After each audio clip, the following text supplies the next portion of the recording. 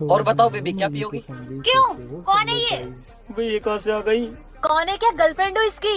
अच्छा तो फिर मैं कौन हूँ? तुम भी मेरी गर्लफ्रेंड हो। क्या बदतमीज, दो गर्लफ्रेंड बनाता है। आज से अपना ब्रेकअप।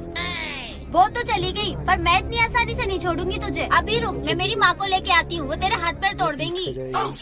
हेलो भाई। भाई क्या हुआ, बता क्या दिक्कत हो गई? भाई मेरी 2 गर्लफ्रेंड वाली पोल खुल गई। एक तो ब्रेकअप करके चली गई, लेकिन दूसरी उसकी माँ को लेके आ रही है, बहुत मारेगी मेरे को। आने दे, देखता हूँ तेरे को कौन हाथ लगाता है। भाई वो आ गई। माँ ये रहा वो। ए पागल लड़की, अपनी छोटी उम्र की लड़की को अपनी माँ बना के लाएगी तो हम क्या मान जाएंगे तेरी माँ है?